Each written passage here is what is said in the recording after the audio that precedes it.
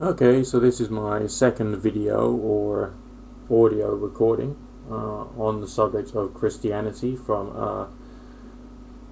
what I would regard as being a more rational perspective, a deistic perspective, and also talking more about my journey into Christianity. Just bear in mind that I only went to church on the 2nd of January 2011, purely for an experiment, because I didn't want to carry on feeling the hatred that I had because of having been heavily involved in the pagan movement, which had like an anti-Christian sectarian bias, or indeed being associated with the atheists, who primarily focused on fundamentalists in their criticism, to be honest, but still had this strong sort of anti-religious, anti-theistic bent, which I just didn't quite sit right with me, to be quite frank.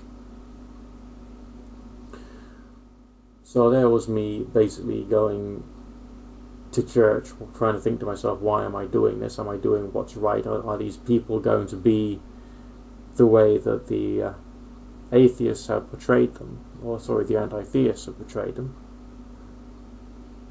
Are they going to be the way that the pagans have portrayed them? So that was me thinking, I mean, I had so much prejudice inside me.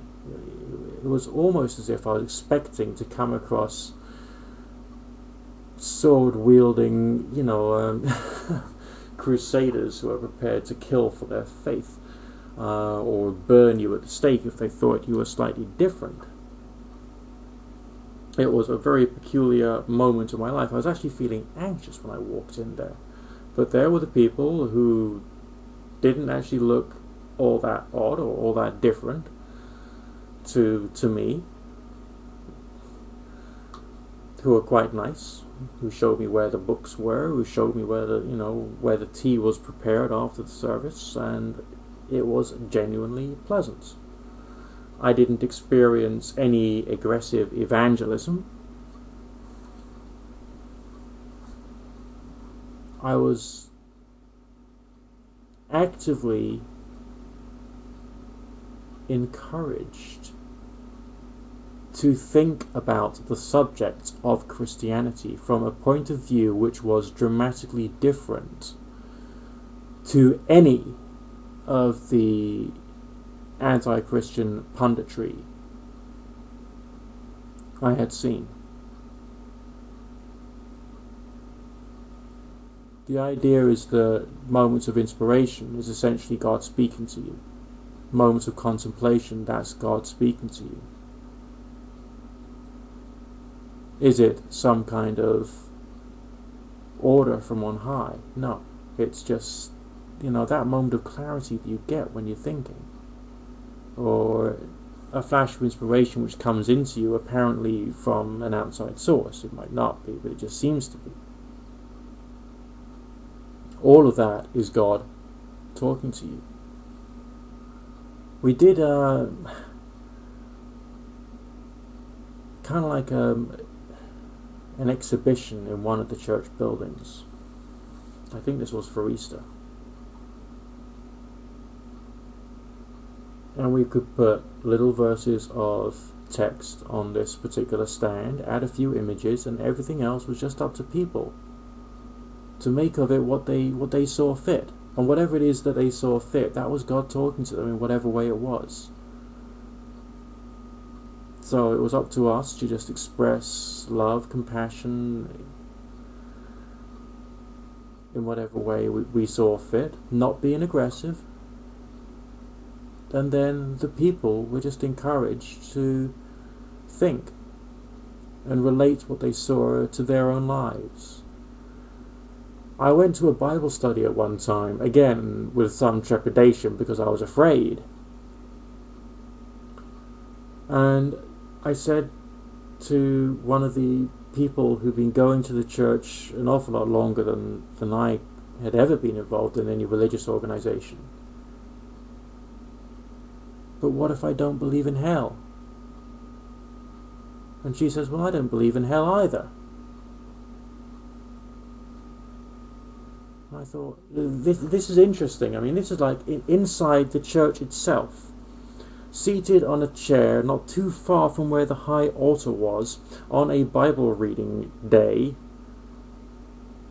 there were these people saying that they didn't believe in hell, and that whatever this God thing was, it's what communicated to them, sort of like subconsciously or internally, when they're doing things such as kneeling in prayer, singing a hymn, or reading from the text, namely the Bible, the New Testament. The Bible was up to interpretation and was there to be a source of inspiration. This was so contrary to anything that the pagans had said, or that the atheists had said. It brought me to a point of thinking, like, where had they got their ideas from? Now, there are some thoroughly unpleasant right-wing political groups out there that use and abuse Christianity extremely. And yes, there is brainwashing of children and all the rest of that seriously disturbing stuff. But was that in the church where I was seated on that day? No, it was not. What was there was just like, well, you sit down and you read it, and you just think about your life and read the text. And that will be God changing you. That will be you engaging with God. Like, wow. So, I got myself thinking about this whole thing. I mean, so many things happened just in the first few months. It was just like fascinating for me. And yeah, I mean, I cringed when I sang some of the hymns. There was one of them that was Shine, Jesus, shine. I mean, seriously, cringeworthy, pukey words. You know what I mean? I got to like it. And when we weren't singing it, I got to miss it. I was having some very serious changes of perspective as a result of being here in this church, with this community, that was doing me some good. There was something, for want of a better word, magical about the routine of once a week at a certain time, I dress in my nice, smart, clean clothes, and I go to this building. And I treated every service just like it was like an hour and a half's worth of meditation. I was quite used to meditation. I did quite a lot of it. Just like buying a meditation CD and sitting down and just chilling out and listening to it. And that's the way I treated it. And it steadily dawned on me that that's probably the way everybody else saw it as well. I mean, there were one or two people who really I didn't agree with them, they didn't agree with me. But you get that everywhere. There are one or two people there who had dramatically different understandings of what it was all about. But you get that everywhere anyway. Doesn't matter what groups you're in. So I was sitting there thinking, so what is the justification for not doing this Christianity thing? Oh yeah, in case like a hard evangelical priest turns up and starts giving me orders. Well, had that happened? No, it hadn't. So what reason did I have to not do this Christianity thing?